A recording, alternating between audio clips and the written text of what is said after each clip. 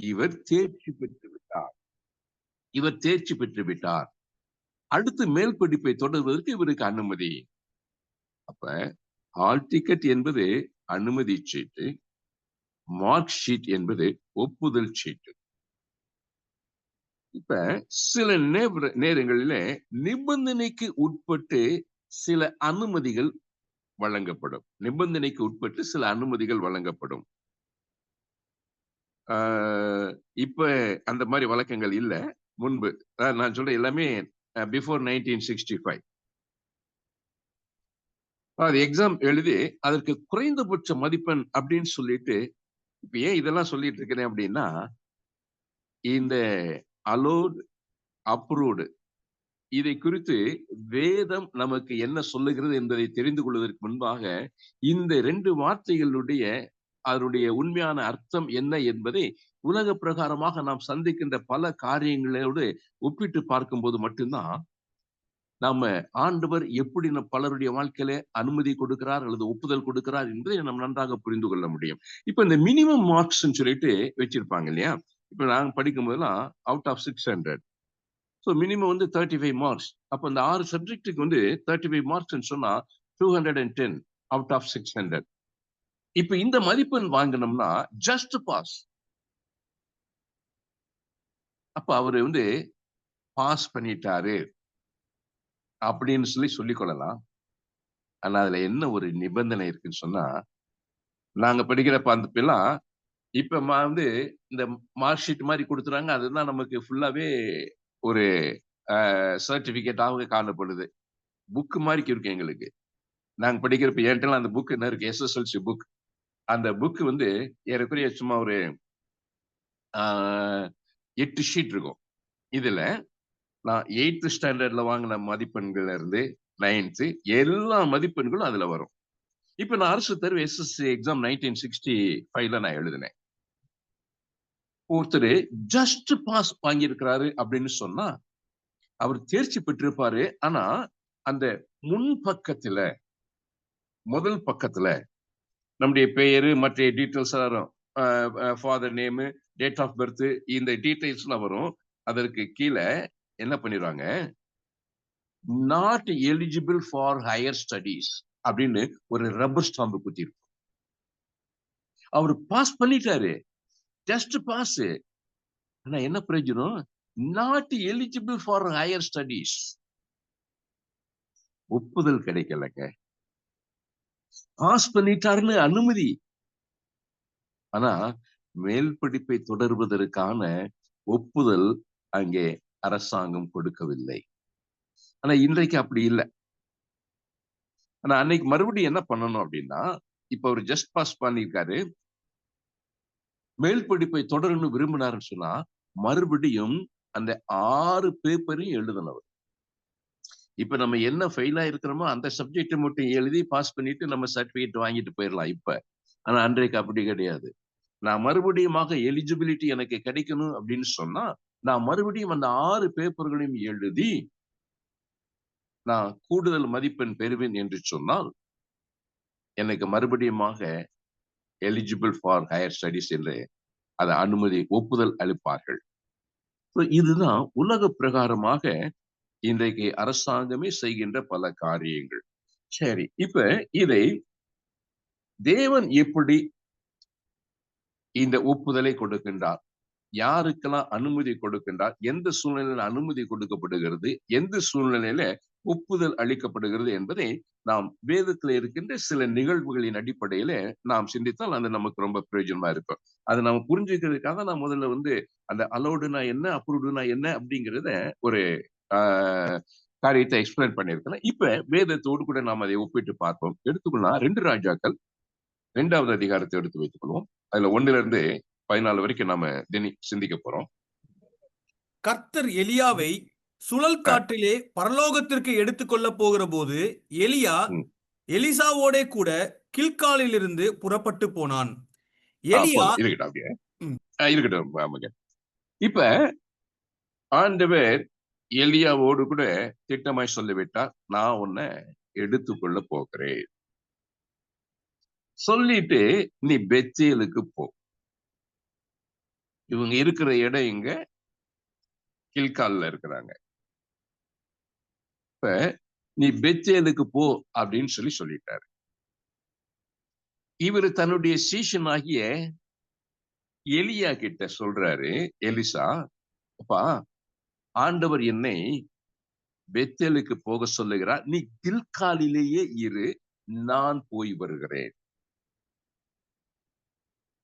அப்ப ஏன்? எலியா சொல்றாரு, இல்ல, நானும் உங்க கூட தான் வருவேன். இப்ப இந்த எலியாவை அவர் தெரிவு செய்யும் போது எலியா அவருடைய அர்ப்பணிப்பு எப்படி இருந்தது?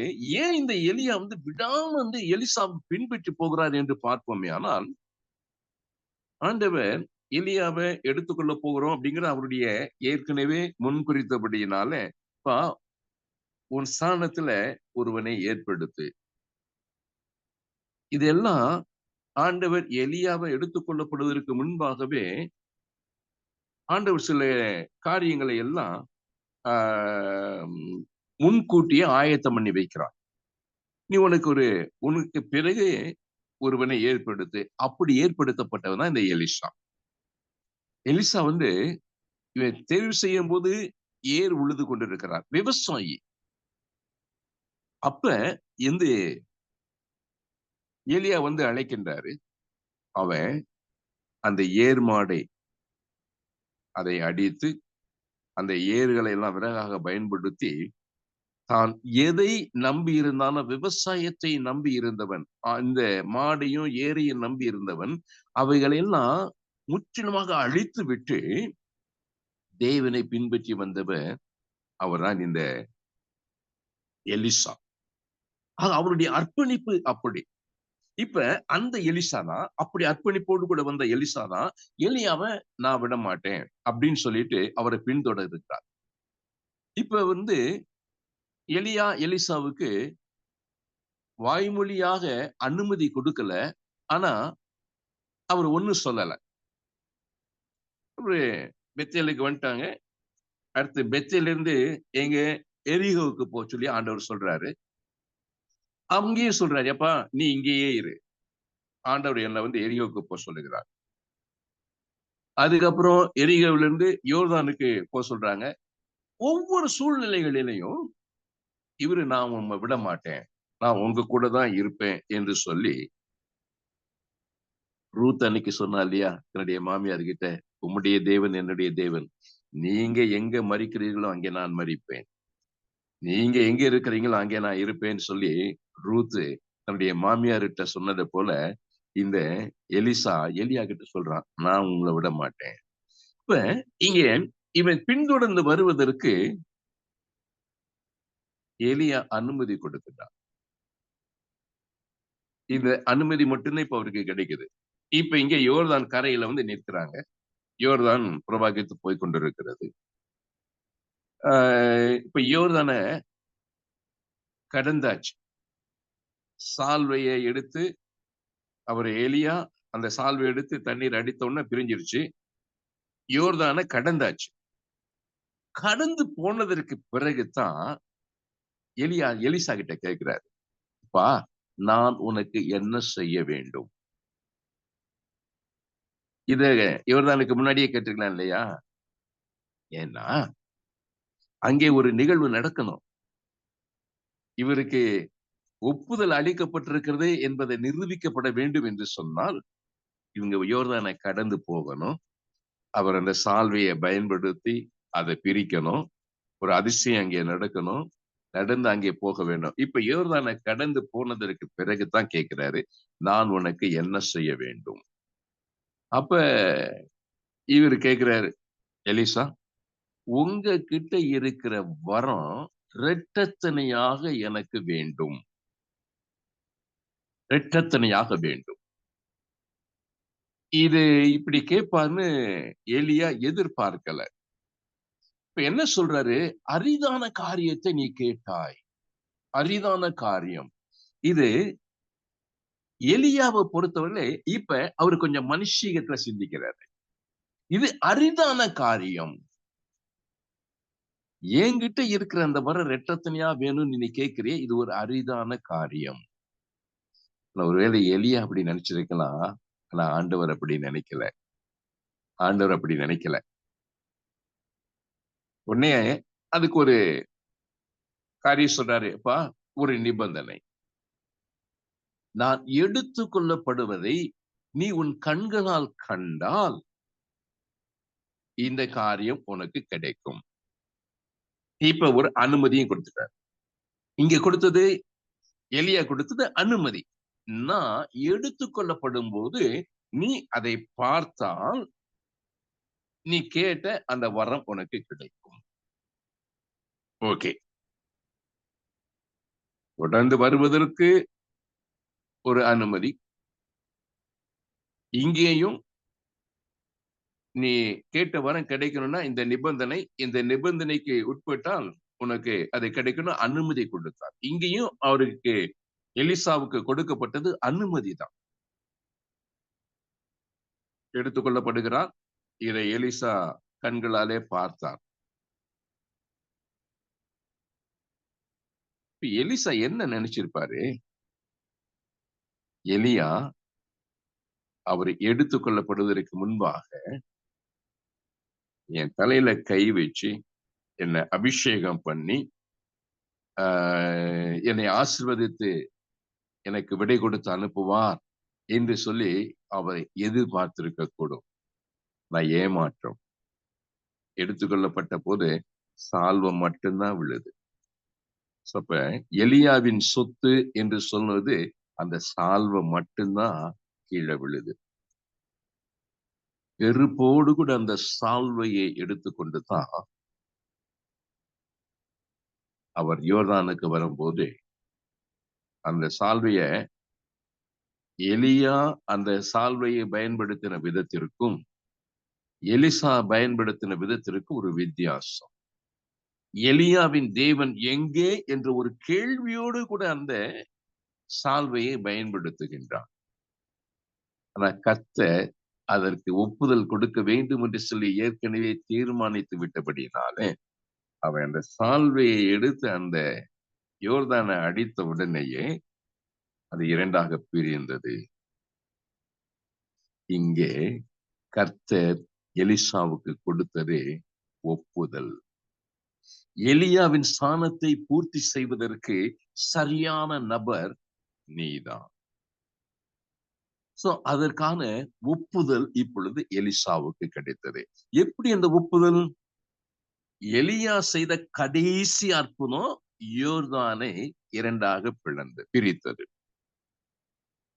நான் எலிசா செய்த முதல் அற்புதமும் அதுதான். அப்ப இதன் மூலமாக எலியாவை பொறுத்தவரையிலே இது கடைசி அற்புதம். இதுல இருந்துதான்ப்பா உன்னுடைய முதல் அற்புதம் ஆரம்பிக்குது. நீ கேட்டியே ரெட்டத்தனையான வரம் எனக்கு வேணும்னு கேட்டியே, அதற்கான ஆரம்பம் இதுதான்.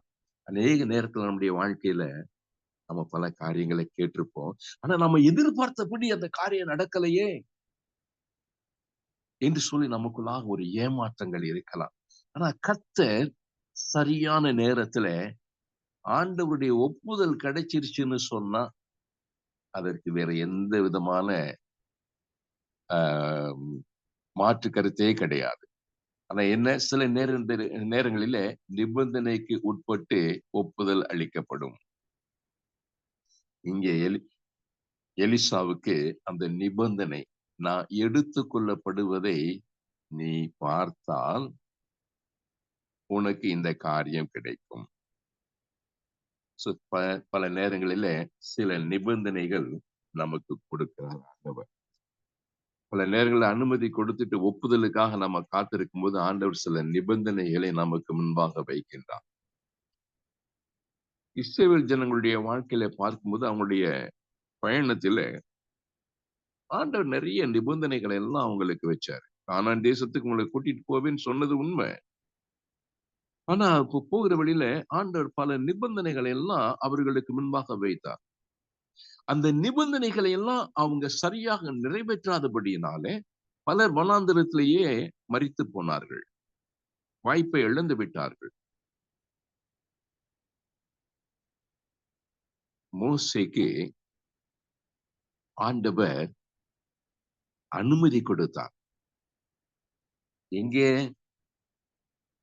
எகிப்திலிருந்து இந்த ஜனங்களை அழைத்து கொண்டு வந்து கானானுக்குள்ளே சேர்க்க வேண்டும். நீங்க எல்லாரும் கானானுக்குள்ள போகணும் அப்படின்னு முதல்ல மோசேக்கு அனுமதி கொடுத்தார் ஆண்டவர். ஆனா அந்த அனுமதிய ஒப்புதலாக மாற்றுவதற்கு மோசே தவறிவிட்டார். இப்ப ஒப்புதல்ங்கிறது என்ன சொன்னேன்? ஒப்புதல் கொடுக்க வேண்டியவர் திருப்தி அடைந்தால் கொடுப்பது ஒப்புதல். ஆனா மோசேயால ஏன் கானானுக்குள்ள பிரவேசிக்க முடியவில்லை? ஆண்டவர் ஒப்புதல் கொடுக்கவில்லை. இந்த ஒப்புதல் கிடைக்காதபடிக்கு இவர் தவறு செய்து விட்டபடினாலே,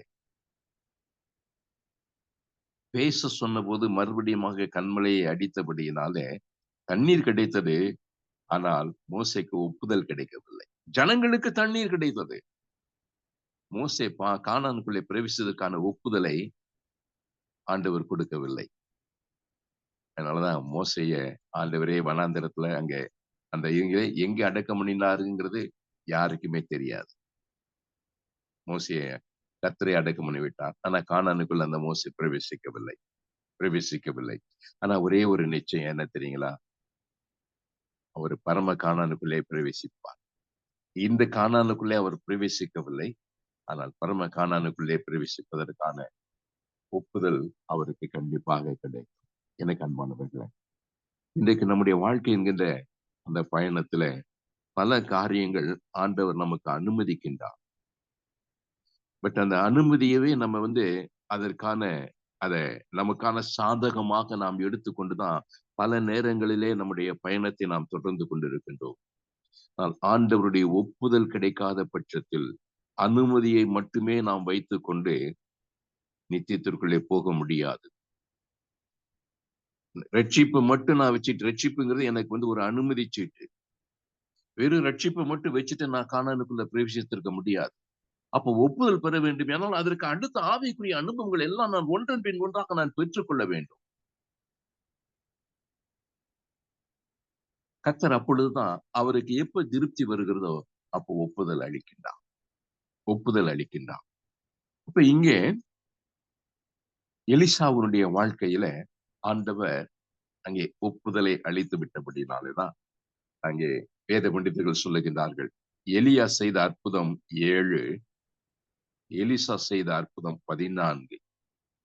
அவர் என்ன கேட்டாரோ அந்த ஒப்புதலை ஆண்டவர் கொடுத்து விட்டார்.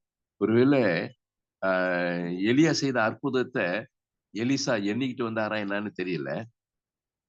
ஒருவேளை 7ன்னு எண்ணிருப்பாருன்னு வச்சா, இப்ப அதே அந்த யோர்தான்ல அதே இந்த சால்வை வச்சு முதலாவது அற்புதத்தை அங்க எலிசா செய்த போது இன்னும் 13 இருக்குது அப்படின்னு சொல்லிட்டு அவர் நினைச்சிருப்பாரா?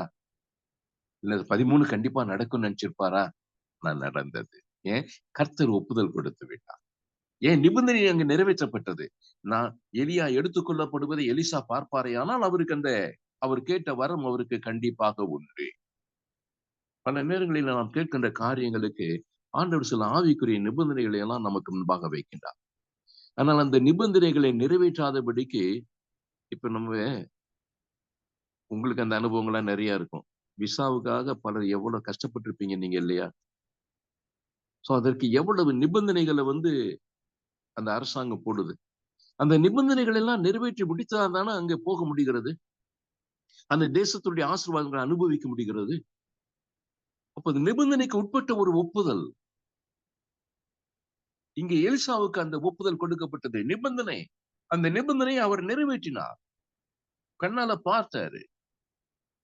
எலியா எடுத்துக்கொள்வதை கண்ணால பார்த்தாரு. அவருக்கு அந்த ஒப்புதல் கிடைத்தது. இரண்டாவதாக இன்னொருவரை குறித்து நாம் பார்ப்போம்.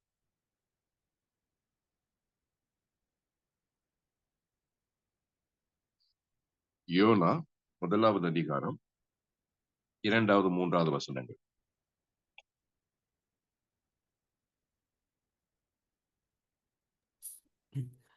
அமித்தாயின் குமாரனாகிய யோனாவுக்கு கர்த்தருடைய வார்த்தை உண்டாகி, அவர், நீ எழுந்து மகா நகரமாகிய நினிவேக்கு போய் அதற்கு விரோதமாக பிரசங்கி, அவர்களுடைய அக்கிரமம் என் சமூகத்தில் வந்து எட்டினது என்றார்.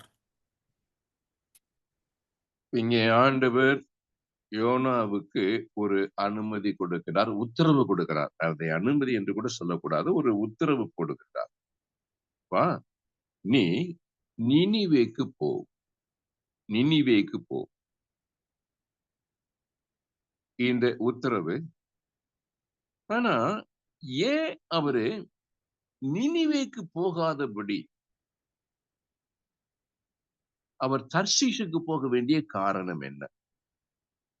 ஏன்னா நினிவே என்பது ஈராக்ல இருக்குது, தர்ஷீஷ் ஸ்பெயின்ல இருக்குது. இந்த நினிவேல இருக்கக்கூடிய மக்கள் எல்லாம் முரட்டாட்டமானவர்கள். அது அசிரியருடைய ஆளுகைக்கு உட்பட்டிருந்த ஒரு பட்டணம். இவங்க கொடூரமான குணம் உள்ளவர்கள். ஆகினாலதான் இந்த யோனா நினிவேக்கு போவதற்கு அவருக்குள்ளாக ஒரு பயம், ஒரு தயக்கம்.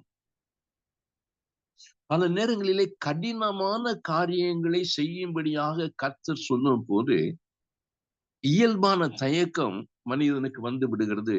அது உண்டுதான். இங்கே யோனாவுக்கு அதே சிந்தை. அந்த மக்களை யோசிக்கின்றார். அனுப்புகின்ற ஆண்டவரை குறித்து, அவருடைய வல்லமையை குறித்து யோசிக்க தவறிவிட்ட யோனா எங்க போ சொல்றாரோ அந்த மக்களுடைய குணம் என்ன, எப்படிப்பட்டவர்கள் என்று அதை அவருடைய சிந்தையிலே ஆராய்ந்து பார்த்தபடினாலேதான் அவர் நினிவேக்கு போவதை தவிர்த்து விட்டு மாற்று திசையிலே அவர் போகிறதை பார்க்கிறோம். நீங்க அந்த அதிகாரத்தை நீங்க வாசித்து பார்க்கும்போது இவரு எங்க போறாரு? இருக்கிறது எருசலேம்ல இருக்கிறாரு. சொன்னது நினிவேக்கு. அதனுடைய தூரம் சுமார் 550 மைல்னு சொல்றாங்க. எங்க இருந்து? எருசலேம்ல இருந்து நினிவேக்கு போகணும்னு சொன்னா. ஆனா இவரு முதல்ல எருசலேம் என்பது அது கடல் சார்ந்த பகுதி அல்ல. இவர் எங்க போறாரு? எருசலேம்ல இருந்து யோப்பாவுக்கு போறாரு.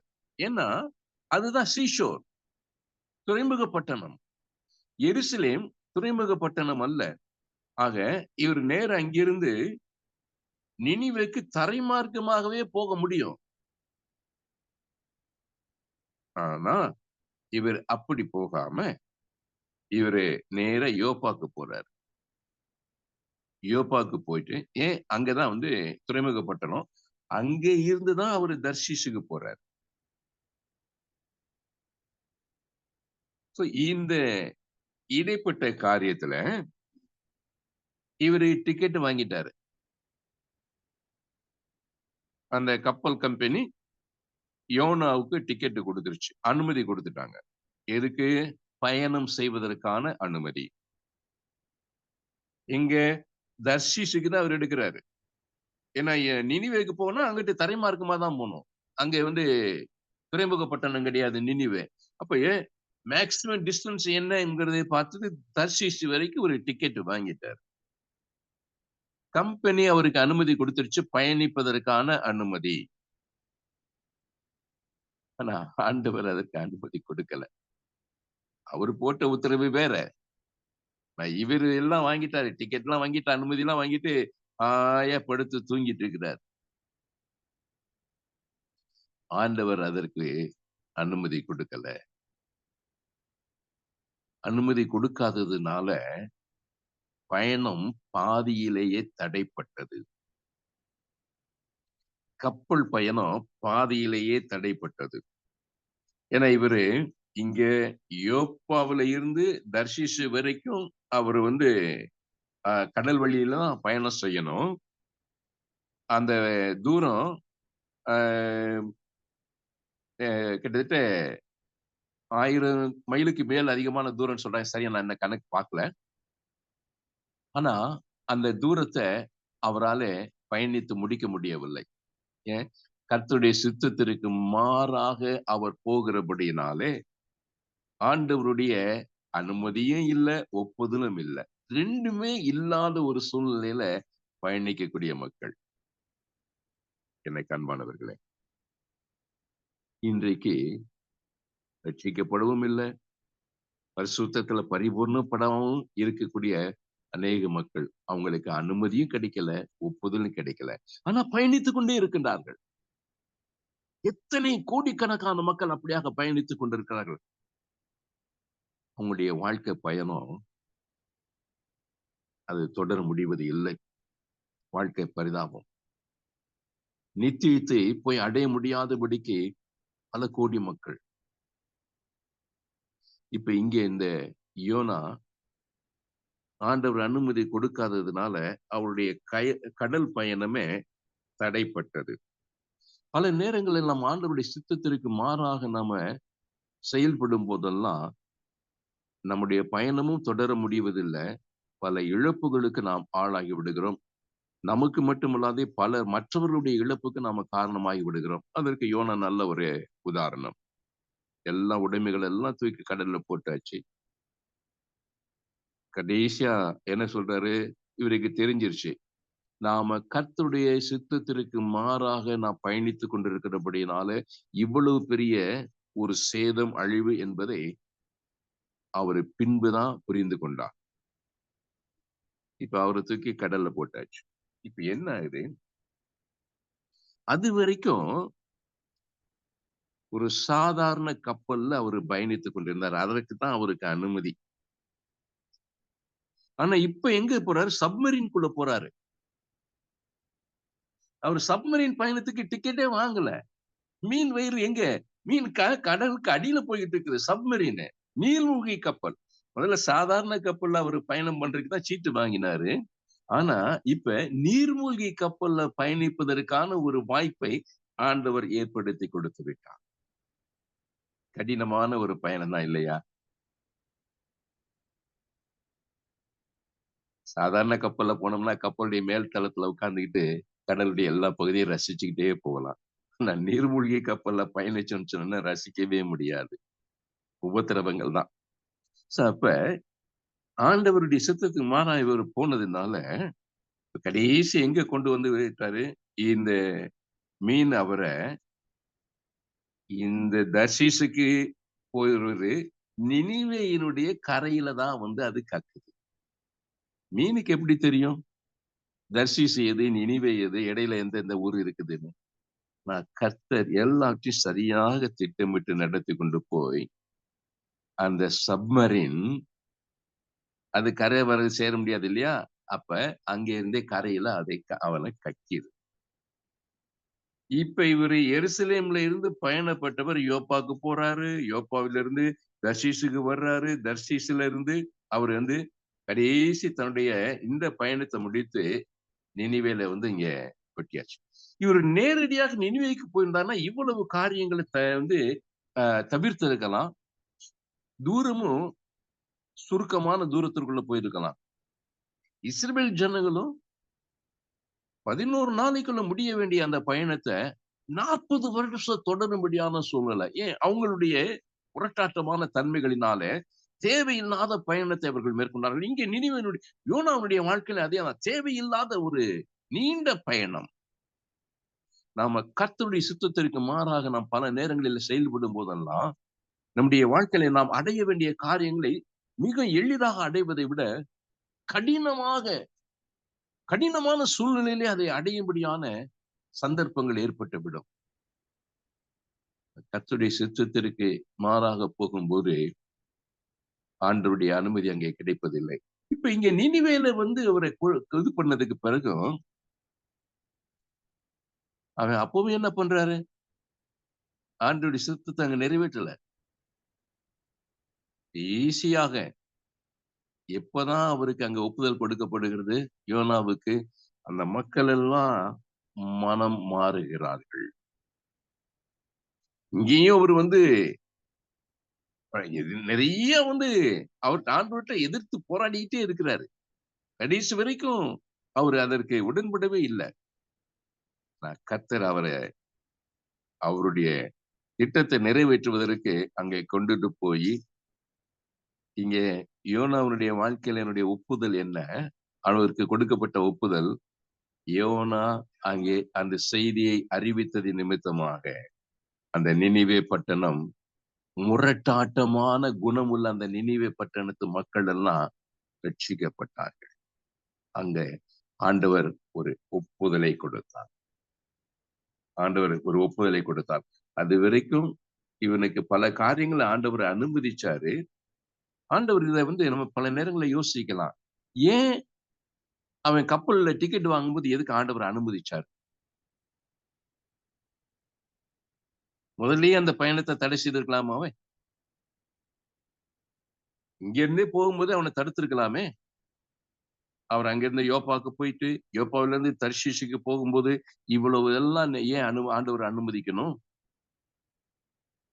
சில நேரங்கள்ல ஆண்டவருக்கு நாம எதிரடியான காரியங்கள் செயல்படும் போதெல்லாம் இப்படிப்பட்ட கேள்விகள் நமக்குள்ளாக வரும். ஏன் ஆண்டவர் இதை அனுமதித்தார்? இப்ப யோனாவை தவிர்த்து விட்டு நாம ஒரு தேர்ட் பர்சனாக இங்க இருந்து பார்க்கும்போது நமக்குள்ளாக இதே கேள்வி. ஏன் யோனாவுக்கு ஆண்டவர் இதை அனுமதித்தார்? அவனை முதலையே தடுத்து அவனை இங்கிட்டு நினிவேக்கு போகும்படியாக அவரை வழி நடத்தி இருக்கலாமே.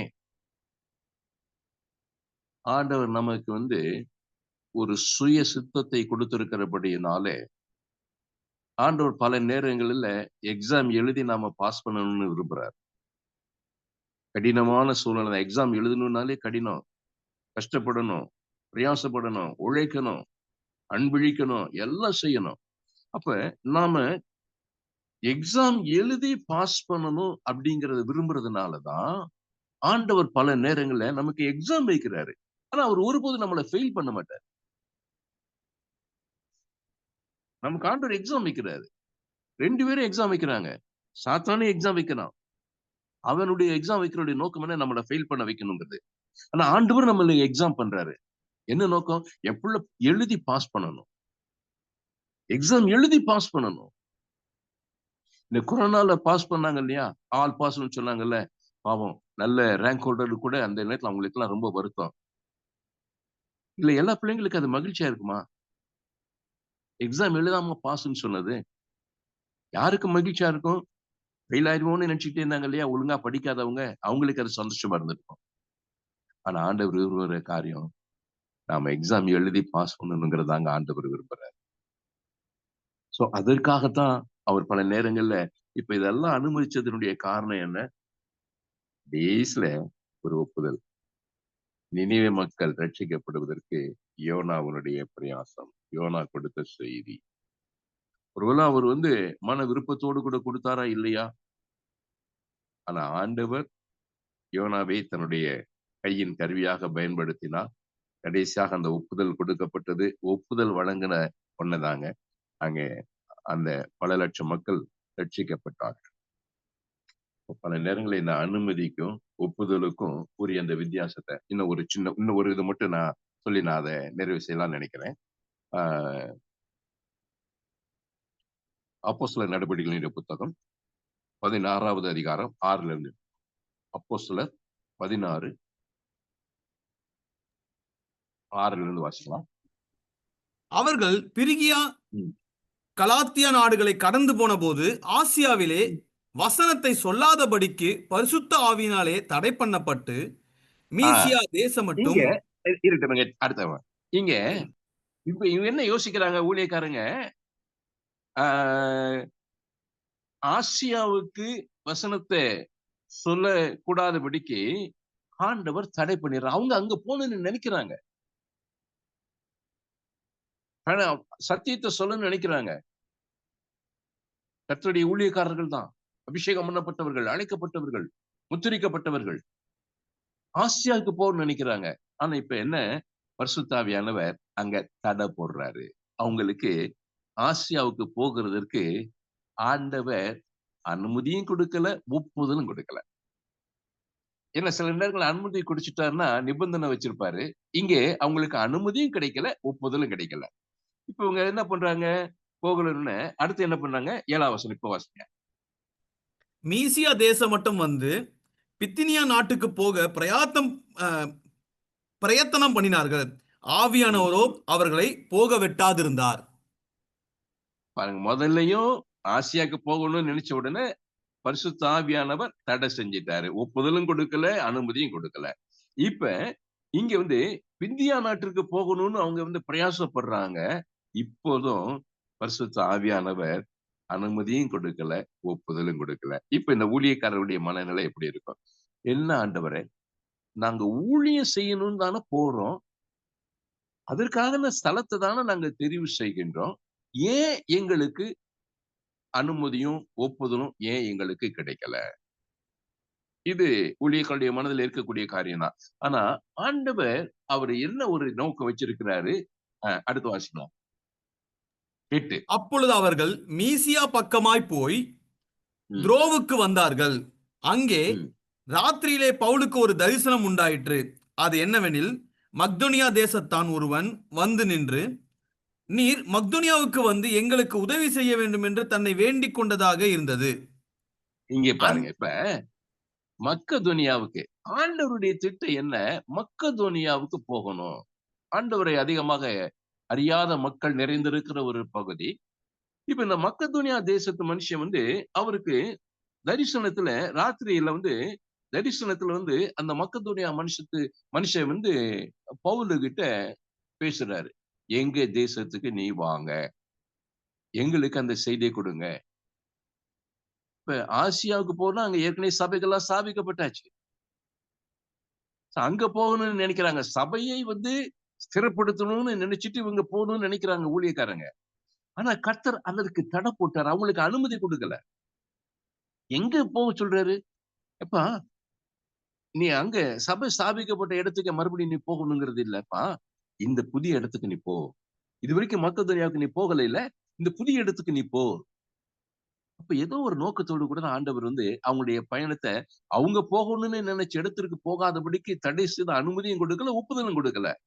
இப்ப மக்கதோனியா மனுஷன் தரிசனத்துல விழுந்துட்டான். அடுத்த வசனம். அந்த 10வது. தரிசனத்தை அவன் கண்டபோது, அவர்களுக்கு சுவிசேஷத்தை அறிவிக்கும்படி கர்த்தர் எங்களை அழைத்தார் என்று நாங்கள் நிச்சயித்துக் கொண்டு, உடனே மக்தனியாவுக்கு புறப்பட்டு போக பிரயத்தனம் பண்ணி, தூரோவில் ஆ.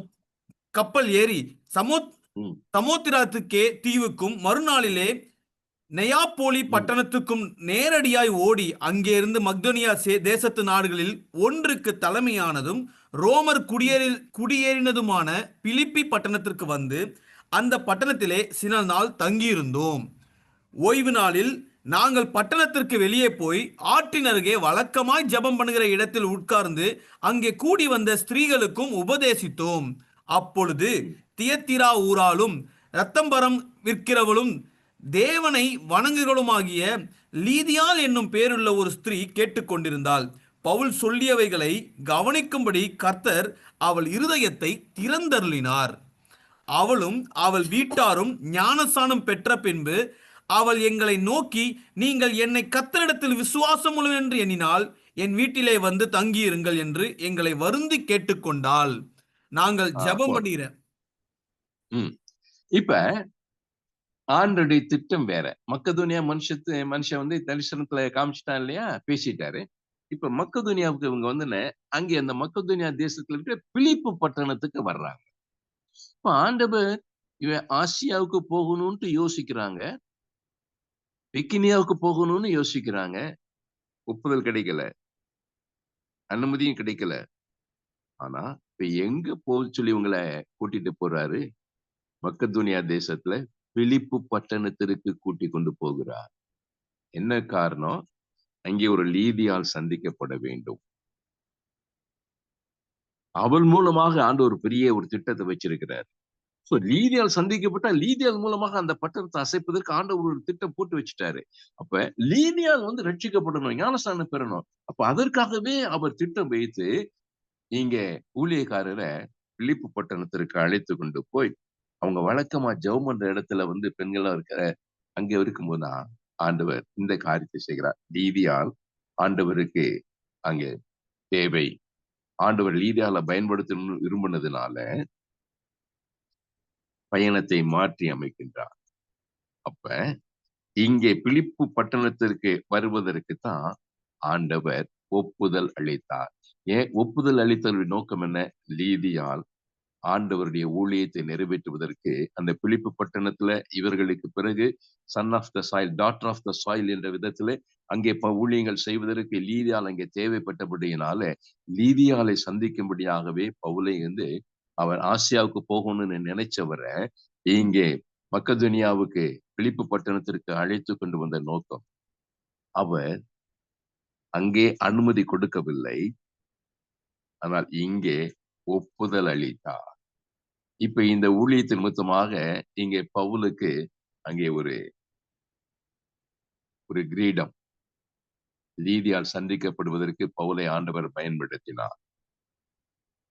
என்னை கண்பானவர்களே, பல நேரங்களிலே நாம ஊழியத்திற்கு கூட பல இடங்களை நாம் தெரிவு செய்யலாம். அதைத்தான் இங்கே ஆண்டவர் தெளிவாய் சொல்லுகிறார். ஏற்கனவே பார்த்தவங்க எல்லாம் பழைய ஏற்பாட்டு காலத்துல அவங்க ஊழியர்கள் அல்ல, ஆனா அவங்கள தீர்க்கதரிசின்னு தான் யோனா தீர்க்கதரிசி என்று சொல்லி நாம சொல்லுகின்றோம் சிறிய தீர்க்கதரிசிகள் பட்டியலில. ஆனா இன்றைக்கு புதிய ஏற்பாட்டு விசுவாசிகளாக இந்த பயணத்திலேயும் இங்கே ஊழியக்காரர்களுக்கு ஆண்டவர் பல நேரங்களிலே அவர் சில நேரங்கள் அனுமதி கொடுத்து விடுவார், நிபந்தனைகளை வைப்பார். அந்த நிபந்தனைகளை நாம நிறைவேற்றவில்லை சொன்னா ஒப்புதல் அங்கே அளிக்கப்படுவது இல்லை. அப்ப ஒப்புதல் அளிக்க வேண்டியவர் திருப்தி அடைந்தால் அவர் கொடுப்பதுதான் ஒப்புதல். இப்ப இங்கே பிலிப்பு பட்டணத்திற்கு போய் அங்கே இந்த ஊழியத்தை நிறைவேற்றணும், அதை ஒப்புதல் அளிக்க வேண்டியவர் அவங்க திருப்தி அடைந்தபடினாலே ஒப்புதல் அளித்தார். ஆண்டவர் திருப்தி அடைந்தார். இவ ஆசியாவுக்கு போய் நான் சொன்னா ஆண்டவருக்கு அங்கே திருப்தி ஏற்பட்டிருக்காது. பவுலுக்கு திருப்தி ஏற்பட்டிருக்கும், ஊழியக்காரனுக்கு திருப்தி ஏற்பட்டிருக்கும். இப்ப நம்ம ஊழியம் செய்வதை நம்மை திருப்திப்படுத்திக் கொள்வதற்காகவா அல்லது ஆண்டவரை திருப்திப்படுத்துவதற்காகவா? நீ ஆண்டவரை திருப்திப்படுத்தும்படியாக அவங்க பிலிப்புக்கு போனதுனால ஆண்டவர் திருப்தி அடைந்தார், அங்கே ஒப்புதல் கிடைத்தது. நமக்கும் ஆண்டவர் ஒரு மிகப்பெரிய ஒப்புதலை வைத்திருக்கிறார், மிகப்பெரிய ஒப்புதலை வைத்திருக்கிறார். எப்படி இந்த மக்கதோனியாவுக்கு போகணும்னு சொன்ன போது அறியாத மக்கள் மத்தியிலே போய் நீ சுவிசேஷத்தை சொல்லணும். நினிவேக்கு போக சொல்லி அவர் சொன்னாரு. புரட்டாட்டமான மக்கள் தான், ஈராக்ல இருக்குது. ஆனா இவன் ஸ்பெயின்ல இருக்கக்கூடிய தர்சிஸுக்கு போகணும்னு நினைச்சான். இங்கே ஆண்டவரை அறியாத மக்கள் நிறைந்த இடம் நினிவே, புரட்டாட்டமான மக்கள் தான். அங்கேதான் ஆண்டவர் அங்கே போக சொல்லுகிறார். நீ நினிவேக்கு போ. ஆண்டவருடைய ஒப்புதலை நாம் பெற்றுக்கொள்ள வேண்டுமே ஆனால், ஊழியத்திலே நம்மை ஆண்டவர் அங்கீகரித்து ஒரு ஒப்புதல் நமக்கு வழங்க வேண்டுமே ஆனால், ஆண்டவரை திருப்திப்படுத்தும்படியாக வாழ வேண்டும், உழைக்க வேண்டும். ஜெபிப்போமா?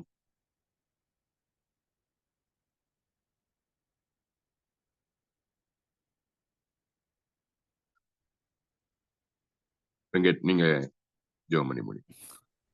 ஹல்லேலூயா, ஹல்லேலூயா, ஹல்லேலூயா, ஹல்லேலூயா, ஹல்லேலூயா. ஷபுரிதரி கலகரவா. அப்பா ஏசப்பா, உங்க ஒப்புதலுக்காக ராஜா, உங்களுடைய அப்பா கத்தனா அப்பா, உங்க அப்புருவுக்காக, உங்க அலோடுக்காகவும் அப்பா கத்தனச்சா. ஓ ஹல்லேலூயா, ஹல்லேலூயா. இந்த நாள் எங்க மத்தியில் நீங்க பேசுனதற்காக உமக்கு நன்றி செலுத்துறோம் கத்தராஜா. அப்பா, பவுல் அங்க நீங்க கொண்டு போகும்போது ராஜா, லிதியாளுடைய இருதயத்தை திறக்கும்படியாக நீங்க கிருபை பாராட்டினீர் ராஜா.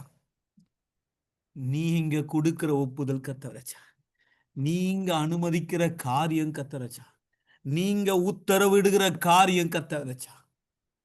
அப்பா, அது ஒருபோதும் கத்தராஜா வேற மாதிரி போகவே போகாது ராஜா. உமது வசனம் கத்தராஜா அப்பா வெறுமையா திரும்பவே திரும்பாது அப்பா கத்தராஜா. அதற்காக உமக்கு நன்றி செலுத்துறோம் கத்தராஜா, நன்றி செலுத்துறோம் கத்தராஜா. எலிசாவோட அப்பா கத்தராஜா, அப்பா அந்த அலோடுக்கு அப்ரூடுக்கு இருக்கும் போது கத்தராஜா, நீங்க ரெட்டித்தனமான காரியத்தை செஞ்சீங்களே கத்தராஜா. அந்த அபிஷேகம் எங்க மத்தியில அப்பா இந்த நாள்ல இறங்கட்டும் கத்தராஜா. அப்பா இறங்கட்டும் கத்தராஜா எங்க மத்தியில ராஜா. ஓ ஹல்லேலூயா, ஹalleluya. நீங்க கொடுக்கிற அந்த ஒப்புதலுக்கு ஒரு ஒரு வல்லம் இருக்கு ராஜா. அப்பா அநேக நேரத்துல கர்த்தர் ராஜா, அப்பா அநேக தடைகள் வரும்போது ராஜா, அதை புரிந்து கொள்ள முடியாமல் கர்த்தர் ராஜா நாங்கள் இருக்கிறோம் கர்த்தர் ராஜா. ஆனா தடைகளை அப்பா கர்த்தர் ராஜா, ஓ ராஜா, நாங்க எங்க போகணும், எங்க போக கூடாது, என்ன பண்ணணும், என்ன பண்ணக்கூடாது என்பதையும் நியமித்து கர்த்தர் ராஜா, நீங்க அதை கொண்டு வருவதற்காக உமக்கு நன்றி செலுத்துறோம் கர்த்தர் ராஜா. உமக்கு நன்றி செலுத்துறோம் கர்த்தர் ராஜா. உமக்கு நன்றி செலுத்துறோம் கர்த்தர் ராஜா. நன்றி ஏசப்பா. உங்க அன்பிற்கு, உங்க தயவிற்கு, உங்க கிருபைக்கு நன்றி ராஜா. இதை விட எங்களுக்கு அப்பா வேற ஸ்லாக்கியம் என்னப்பா? ஒருவரும் கூடாதபடி அப்பா, ஒருவரும் அப்பா பூட்டக்கூடாதபடி திறக்கிறவரும், ஒருவரும் திறக்க கூடாதபடி பூட்டுகிறோமாக நீங்க இருக்கீங்க கர்த்தர் ராஜா. ஏன்னா அது நீங்க இடுகிற ஒப்புதல் இருக்கு ராஜா. ஓ ஹல்லேலூயா, ஹல்லேலூயா. அப்பா அதற்காக உமக்கு நன்றி செலுத்துறோம். விசேஷமாக இந்த நாள் நாங்கள் எல்லாம் ஒருமனப்பட்ட அப்பா கர்த்தர் ராஜா, எங்களுக்கு என்று கொடுத்த அப்பா கர்த்தர் ராஜா, அங்களுக்காக உமக்கு நன்றி செலுத்துறோம் கர்த்தர் ராஜா. உமது வார்த்தையை கர்த்தர் ராஜா, அப்பா இந்த பொக்கிஷத்தை கர்த்தர் ராஜா, மறைத்திருக்க இந்த பொக்கிஷமான காரியங்களை எங்களுக்கு விவரிக்கும்படியாக கர்த்தர் ராஜா, நீங்க தெரிந்து கொண்ட இந்த பாத்திரத்திற்காக உமக்கு நன்றி செலுத்துறோம் கர்த்தர் ராஜா. அப்பா இன்னும் அநேக பேருக்கு அப்பா இது பிரயோஜனம் உள்ளதாக மாறட்டும் ராஜா. அங்களை மறைத்து நீங்க இன்னும் ராஜா வெளிப்படுங்க. எங்களோடு கூட சத்தியத்தை கர்த்தர் ராஜா போதிங்கப்பா. நாங்கள் அப்பா அதை ஏற்றுக்கொள்ளுகிறோம் கர்த்தர் ராஜா. எங்களை வெறுமையாக்குகிறோம் கர்த்தர் ராஜா, வெறுமையாக்குகிறோம் அப்பா. இந்த நாளிலையும் கர்த்தர் ராஜா இணைந்த ஒவ்வொருவரும் கர்த்தரை ஒப்பு கொடுக்கிறேன் கர்த்தர் ராஜா. அப்பா நாங்கள் இருக்கிற இடத்துல கர்த்தர் ராஜா, ஓ ராஜா, அதற்கு ஒரு நோக்கம் வைத்திருக்கீங்க, அதுக்கு ஒரு ஒப்புதல் அப்பா நீங்க கொடுத்திருக்கீங்க, அதற்கு ஒரு உத்தரவிட்டு இருக்கீங்க ராஜா. அதை அறிந்து நாங்கள் செயல்பட எங்களுக்கு கிருபை கொடுங்க ராஜா, கிருபை கொடுங்க. எங்க பயணங்களை உங்க கர்த்தரை ஒப்பு கொடுக்கிறோம். நீங்க பொறுப்பெடுத்துக் கொள்ளுங்க ராஜா. நாங்க பண்ண வேண்டிய பயணம் வெகு தூரம்னு எங்களுக்கு தெரியும் கர்த்தர் ராஜா. அந்த வெகு தூரத்திலையும் கர்த்தர் ராஜா நீங்க எங்களோடு கூட இருக்கிறீங்க கர்த்தர் ராஜா. அதற்காக உமக்கு நன்றி, நன்றி ராஜா. அப்பா விசேஷமாக கர்த்தர் ராஜா சரீர ரீதியாக பலவீனத்தோடு இருக்கவங்களை அப்பா கர்த்தர் ராஜா நினைவு கூறுகிறோம். நீங்க பொறுப்பெடுத்துக் கொள்ளுங்க அப்பா கர்த்தர் ராஜா. அப்பா கர்த்தர் ராஜா ஜேம்ஸ் கருணாகரன் அங்கிளுக்காகவும், அப்பா தேவி ஆன்டிக்காகவும் அப்பா கர்த்தர் ராஜா உன் பாதத்துல வருகிறோம் அப்பா. உங்களுக்கு அப்பா இன்னும் அப்பா அதே போல அப்பா கர்த்தர் ராஜா உங்களுடைய சகோதரிக்காக, அப்பா கேத்தீஸ்வர சகோதரிக்காக அப்பாவும் பாதத்துல வருகிற ராஜா நீங்க பொறுப்பெடுத்துக் கொள்ளுங்க. அதே போல அப்பா சரலாக்காவுடைய ஜாபுக்காக அப்பா உங்க கத்தல ஒப்பு கொடுக்குற நீங்க பொறுப்பெடுத்துக் கொள்ளுங்க ராஜா. அப்பா இப்பொழுது அப்பா மேத்யூ மணிபதில் அப்பா கர்த்தர் ராஜா நீங்க அப்பா ஊழியத்து நிமித்தம் அப்பா கொண்டு போயிருக்கீங்க ராஜா. அப்பா அவரே உங்க கத்தல ஒப்பு கொடுக்குறோம் கர்த்தர் ராஜா. அங்க கையிட்டு செய்கிற எல்லா காரியத்தையும் ஆசீர்வதிங்க ராஜா. நீங்க அப்பா அப்படி செய்ய போவதற்காக உமக்கு நன்றி செலுத்துறோம். இன்னும் எங்க குடும்பத்துல ரட்சிக்கப்படாதவங்க அநேக பேர் இருக்காங்க ராஜா. அவர்கள் அப்பா அந்த வருகிற நாட்கள் ராஜா உண்மை அறிந்து கொள்ளும்படியாக அப்பா நீங்க கிருபை பாராட்டுங்க.